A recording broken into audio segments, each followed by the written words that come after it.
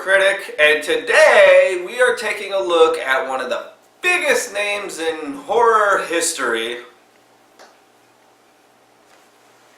Vincent Price. Did you say Vincent Price? Yes, I did say Vincent Price. Yes, I said Vincent Price. You realize I'm doing this review with you. Don't even know what I'm going into yet. Don't care. But I was just... How do you do? Shh, don't ask questions. For those who don't know who Vincent Price is one of the most notable names in the horror movie genre, starring in a huge amount of horror films ranging from House on Haunted Hill, House of Wax, which, fun fact, was the first 3D movie shown in theaters, The Fly, and even one of my personal favorite films, The Tingler. But his filmography goes even farther than that, also starring in many radio dramas and many films of other genres, such as film noir, such as The Web and The Bribe, as well as animated films such as Ratigan from The Great Mouse Detective, and Edgar Allan Poe from Tiny Toons. He even is known for diving into comedy with one of his favorite roles of Champagne for Caesar, and today's review where he plays a supervillain obsessed with eggs known simply as Egghead. So you're telling me the master of horror, Vincent Price, did a cheesy Batman episode of the cheesiest Batman series with the cheesiest egg pun-based villain?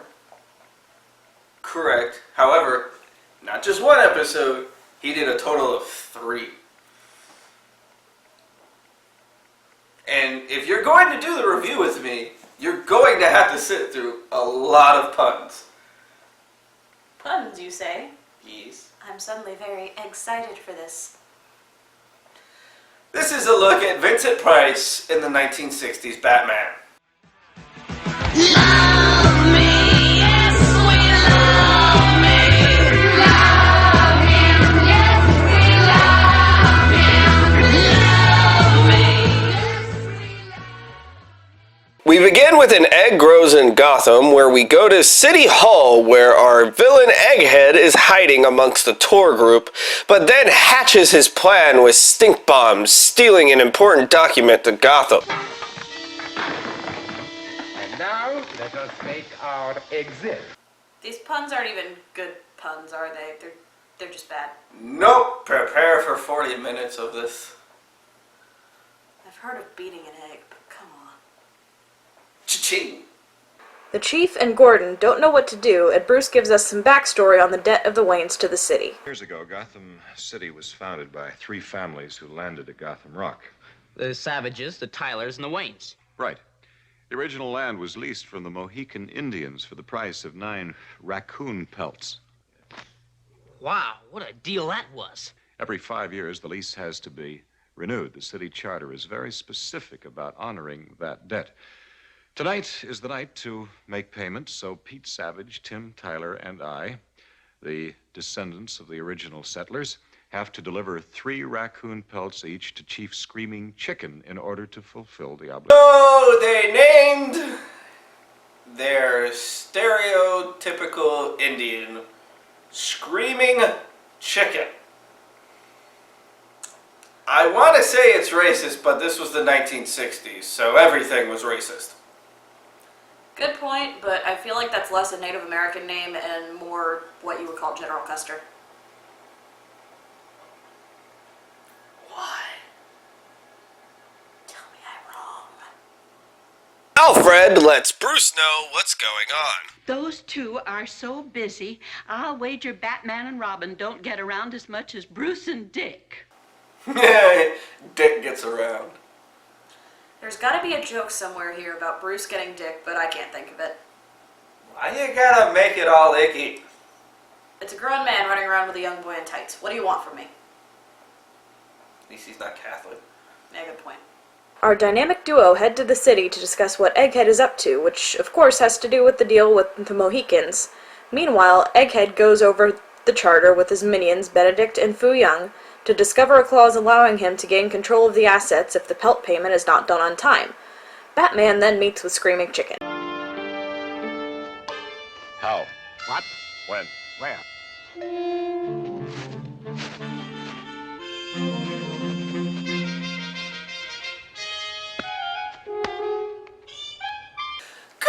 racist Indian handshakes.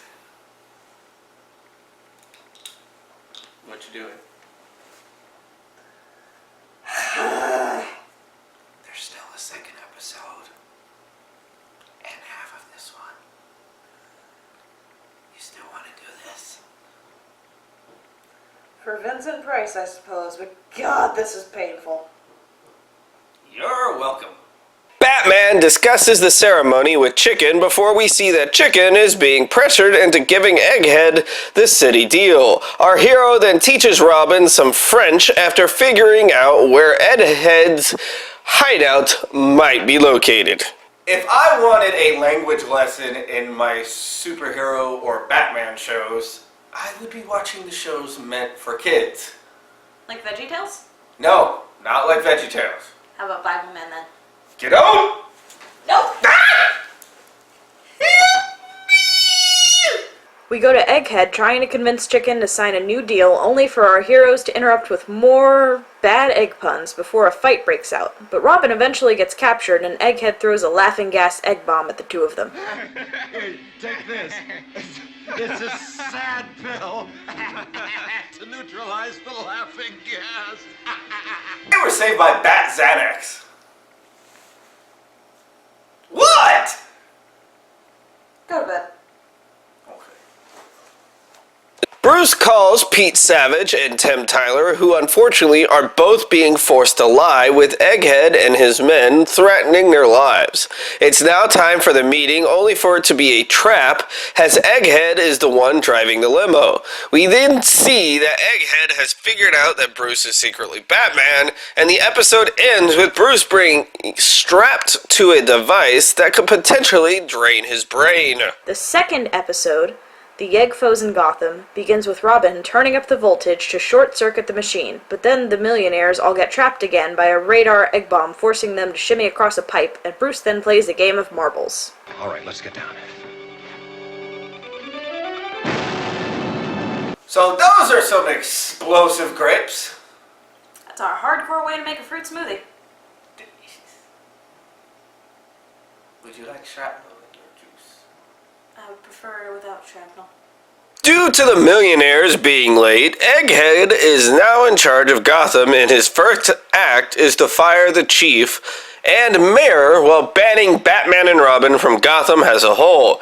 This then drives the city into madness. So the city running amok is apparently the 1960s version of The Purge?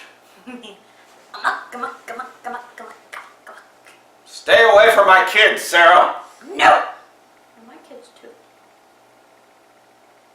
Bruce and Dick head to the city hall to steal the charter, but Egghead assumes it's still Batman and Robin and orders his men and the cops to shoot them on sight.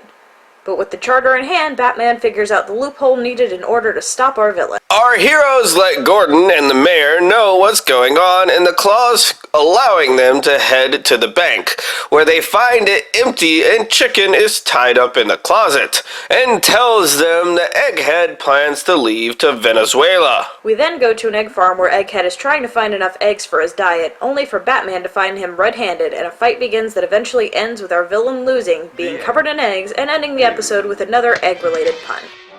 I guess I laid an egg.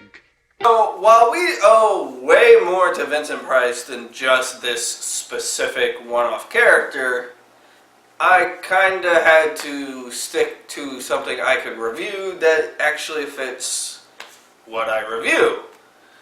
So for Vincent Price himself, I don't think I could give him justice in a backstory of him himself. What? You know, I'm a horror fan. Uh-huh. I fucking love Vincent Price. Uh-huh. Maybe I should just do my own reviews. Maybe.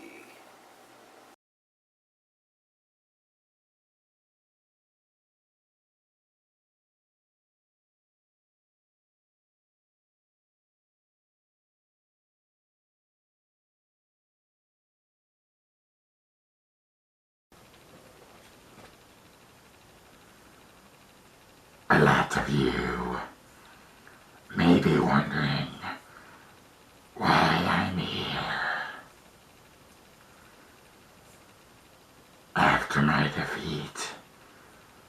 3 years ago,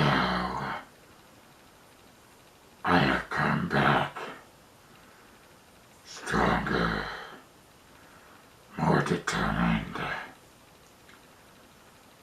First, I will take out the person known as Orion. He threw my life down the drain, locked me up in that wasteland. And after I'm finished with him,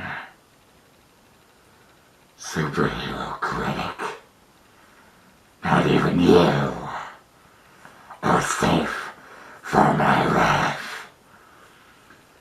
You better run. You better hide. Because if I find you, there is no stopping what I will do to you.